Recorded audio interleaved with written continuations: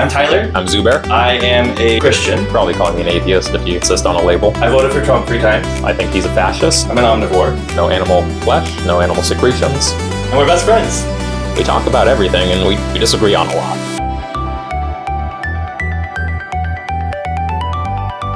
You have to look up an article from a far-right news source, and I have to look up an article from a far-left news source that we agree with. Oh, yeah. I actually was prepared for this. I looked up an article from Jacobin, which is apparently slightly left-leaning. Just slightly.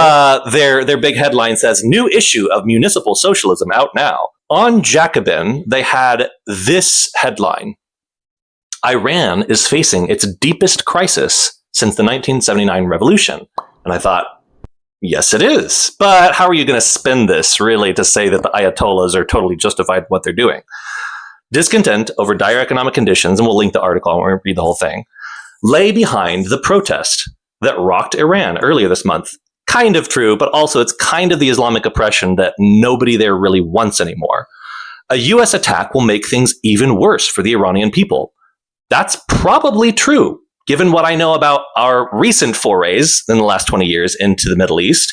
That will be worse. That will be worse for us and for them. I don't want to go in and create a power vacuum. I really don't want to just have the next head of the Hydra come up and take control of Iran. I don't know the Shah from Adam. I have no idea who the Shah is or if he would be a just ruler, but I see all of the social media posts saying, oh, things were so good under the Shah. Maybe they were. I don't know. But I do know that unless we have a plan, we should probably not just go in there and bomb the Ayatollah. And I have felt differently about that in the last month. Whether or not it would result in regime change, Donald Trump would like to see.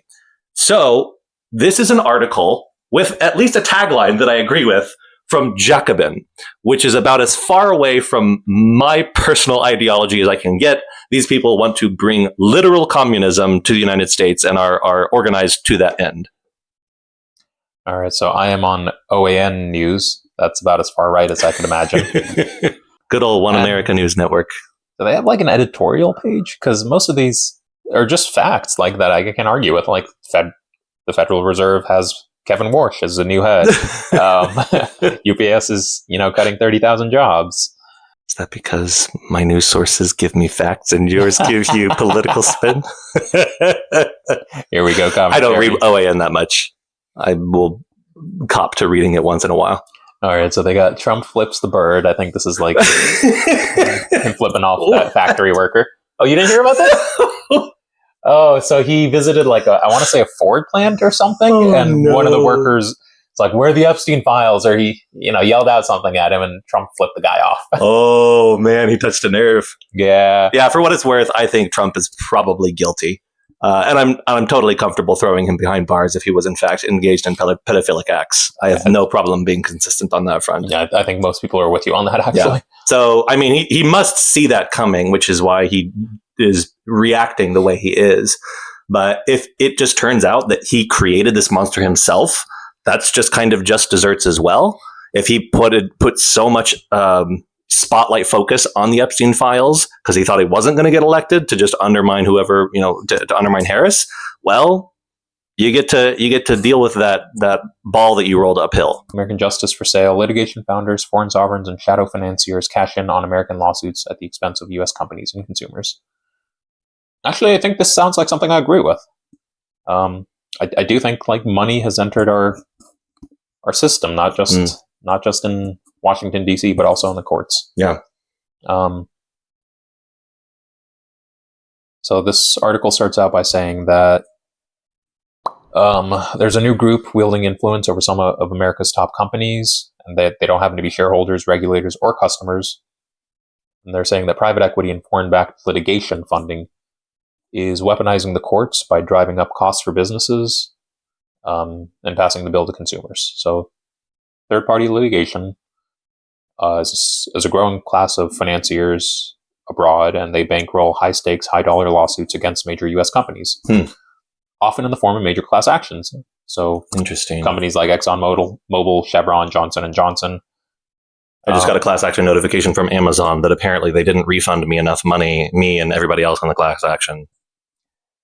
Okay, so this is really interesting because it's attacking foreigners. It's attacking, which I disagree with. It's attacking big business, which usually I'd be for. Like, I don't think ExxonMobil has done a great job of being a good steward of it, really anything.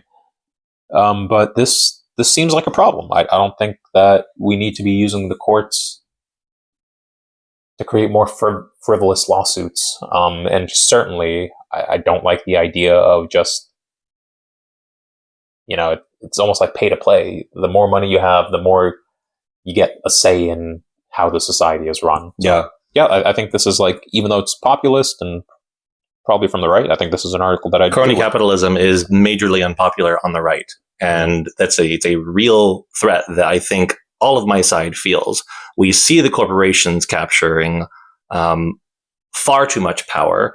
We see that happening on a grand scale. Typically, it will be tied back to funding to leftist politicians. But we are deeply uncomfortable with the fact that BlackRock and Vanguard own at least 10% of every major company, justifiably so, but not for the reasons that people think, because they actually vote everybody's proxy shares, and that's the real problem. That's how DEI got pushed to every major corporation so quickly, in my opinion. But I think that is a common ground area that we could all agree in. And one of the things that I think is so frustrating for us is that when we find these things that is surprising to us, oh yeah, we totally agree on these two things, no legislation gets passed. Right. And maybe that's because we just don't call our senators enough. But I can't imagine in a time that we're so polarized, senators who genuinely want to keep the country together wouldn't be trying to find these issues and being on them so aggressively so that we can get bipartisan agreement. It seems like our politicians want the divisiveness because they want to protect their own interests. They want to get reelected themselves, and people vote for you when they're mad, angry, and scared. And that is really toxic to our system, and that needs to change. Maybe it's term limits, maybe it's something else. But it seems that when we find things that we agree about, when we disagree so deeply about other really important things, those should be easy wins for our country. Right. And yet no one's doing anything about it. No one's doing it. So maybe it's my fault for not calling my senators and being like, hey, maybe we should do something about these third-party litigators that are just driving up costs for consumers. But maybe that's not as appealing an issue for somebody to do headline legislation on. Yeah, how am I going to get reelected on that? Thanks for tuning in to the Manifold Podcast. We hope you learned something you didn't know about the opposite side of one of your positions. If you want to see the fact checks in real time, you can watch the podcast on YouTube. We'd love to get your feedback on what you enjoyed and what we can improve on. You can send an email to themanifoldpodcast@gmail.com. And remember, keep listening to one another.